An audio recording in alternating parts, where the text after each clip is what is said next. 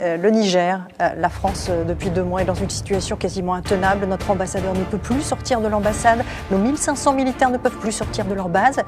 Combien de temps ça peut durer? Écoutez, d'abord nous sommes au Niger parce qu'à la demande des pays de la région, nous avons été lutter contre le terrorisme. Et quand je vous parle aujourd'hui de cette question, je pense à tous nos soldats qui sont morts au Sahel pour la paix de cette région et pour lutter contre le terrorisme. Nous avons été à la demande du Burkina Faso, du Mali, du Niger sur leur sol pour mener cette guerre. Et Barkhane, cette opération militaire, est un succès.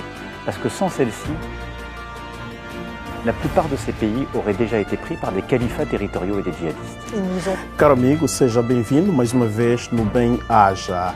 Estamos a introduzir esta notícia para informar e atualizar a todos vocês que a França finalmente decide em retirar o seu embaixador no território nigerino. E não só também vão tirar as suas tropas, 1500 soldados que estão presentes no território nigerino, propriamente tem 2 bases militares, vão sair gradualmente até ao fim deste ano de 2023, não restará mais um soldado sequer francês naquele território.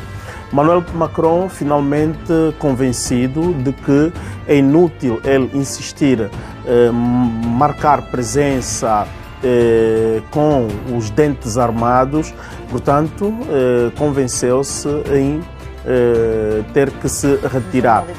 Non mais ces pays ont été frappés par des coups d'État. Est-ce que c'est la faute de nos militaires ou de la France? Non. Il n'y a plus de France-Afrique.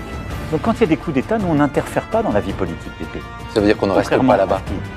Mais j'ai eu cet après-midi le président Bazoum. Parce que la seule autorité légitime du Niger, c'est le président Bazoum qui a été élu par son peuple. Et qui est détenu. Et qui aujourd'hui est détenu en otage et est l'objet de ce coup d'État parce qu'il menait des réformes courageuses et parce qu'il y a au fond des règlements de compte largement ethniques et beaucoup de lâcheté politique. Je l'ai dit au président Bazoum. Et donc la France a décidé de ramener son ambassadeur. Et donc dans les prochaines heures, notre ambassadeur avec plusieurs diplomates rentreront en France.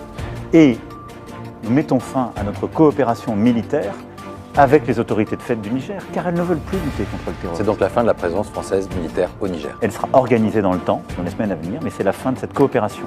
Parce que nous ne sommes pas là pour participer à la vie politique, pour être les otages en quelque sorte de putschistes, mais je vais être très clair. On le voit déjà aujourd'hui au Mali. Ils vont rentrer de manière ordonnée dans les semaines et les mois qui viennent. Et là, nous concerterons avec les putschistes, parce que nous voulons que ça se fasse dans le calme. Mais d'ici la fin de l'année. Mais d'ici la fin de l'année.